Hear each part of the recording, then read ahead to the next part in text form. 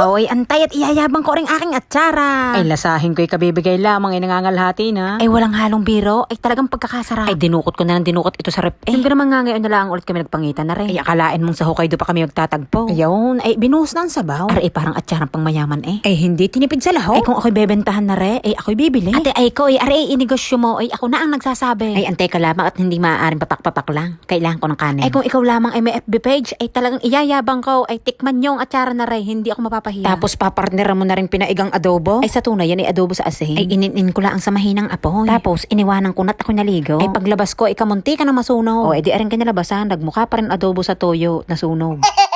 O ay matapos mong tuyuin, isasabaw mo ngayon yung mantika. O edi pang pabata. Aray, at panamang-panama sa ulam ko ring atsarang aray. Maliban kasi sa muntika ng masunog ang ulam ko. Ay napasobrang asin. Ay para sa ampang tinawag siyang adobo sa asin kung hindi nagsusumigaw ang asin. Para pag may nagtanong, anong ulam mo? Adobo sa asin. Tikme. O ay pag natikman. Ay oo nga, asin na asin.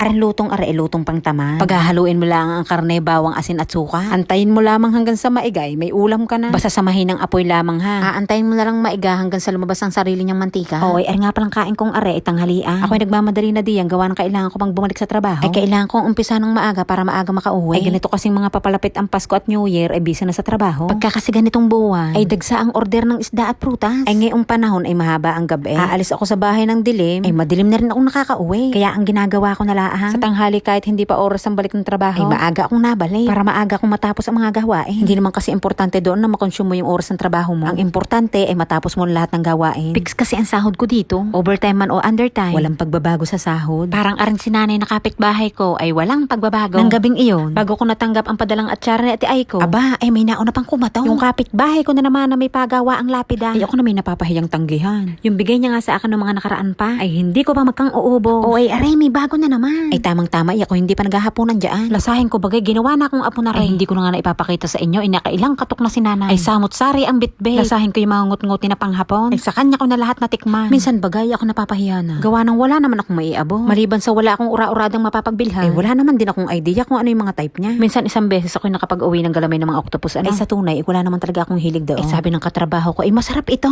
Ay sa isip ko, ay siguro masarap nga gawa ng lahat sila ay gusto mag-uwi. Masarap itong gawing takoyaki. O kaya iprito mo, lagyan mo ng breading. Ang alam niya kasi ay lagi kong ipiniprito ang lahat ng naiuwi kong mga isda. Ay hindi ko naman masabing ipinaksiw ko, isinigang ko. Ay kaya ang sabi ko na lamang ay lahat pirito. Ay malay ko naman sa tawag nila sa gayon. Para wala masyadong mahabang paliwanagan.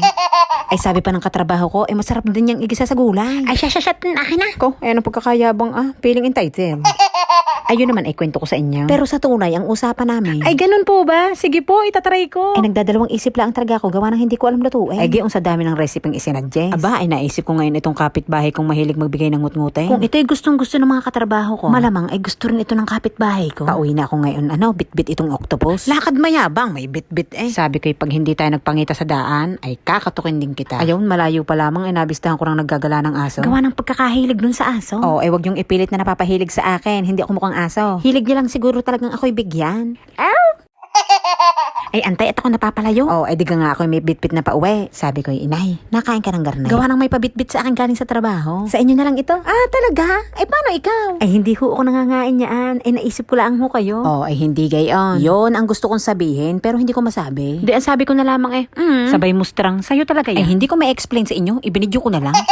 Ramdam ko naman yung saya ni nanay. Tapos walang katapusang pasasalamat. Ito ngayon ang nakakabalais. Kinabukasan sa trabaho ay nakakasura ang topic. Inang ko po, ang sasarap yung pag-uumpugin.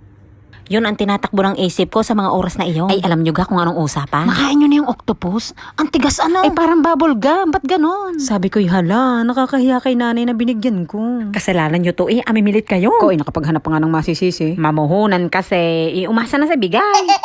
Kung nung nakaraan ay gustong-gusto kong makasalubong si nanay, matapos kong marinig ang kanilang usapan, Ay naku po, wag naman muna sana mag-cross ang landas namin ni nanay. Wala akong mukhang maiharap. sabi ko, aantayin ko lang ang sahod at ako'y babawi. Hanggang sa iyon, drawing. Aringat nakapagbigay na naman ng bago. Ay hindi ko pa ubos yung ngut-nguting bigay ni nanay. Ay, may sasakyan na namang huminto sa tapat ng bahay. Ari na yung atsarang bigay ni Ate Aiko. Ay akalaan nyo aring envelope na rin magkakalaman ng garapo. Ay, dito pa lamang ay pangitan ng abilidad. Ay nasiksikan pa nga ng 2 noodles. Oh, ay akala nyo yun Ay laang. nasiksikan pa nga ng pagkakalaking sitsirya. Oh, ay akalaan yung napagkasya niya yun doon. Abay, hindi na nakakapagtaka. Ay kung paano niya napagsiksik yan sa maliit na envelope. Ay, ano pa kung paano niya pagsiksikan ang mga oras niya. Nakakapagkarpentero sa umaga. Nakakapag-sideline pa sa gabi. Nakakapagluto pa ng garne. Ay, sa totoo lamang, hindi laang yan sana sana ang papadala niya sa akin. Ay ako na ang tumanggi. Aba, inatanggi din naman. Siyempre, kaysa masaya. Sabi niya kasi ipadadalhan niya rin daw ako ng chicken macaroni salad, sandwich at kung ano-ano pa. Sabi ko, ante ka lamang ate. Ay sa akin hoy, atsara lamang ay okay na. Gawa ng hindi ho ako nangangain ng macaroni salad. Ay sayang din naman ang pagod at gastos kung hindi ko rin makakain, diga. Ay di ni pa lamang ate ay ko sa atsara mo, ay panalong-panalo na. Ay ikay gumawa na ng FB page at talagang iyayabang ko. Ay i-post mo na doon ang mga hilig mong lutuin at ibenta mo na. Ay walang halong etchos, ay talagang ako i-order. Ang ganyang mga talent ay iniyayabang. Hindi yung nakalak profile ka.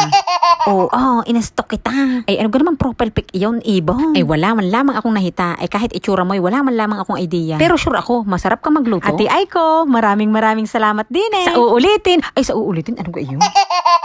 Ay siya, dyan na kayo.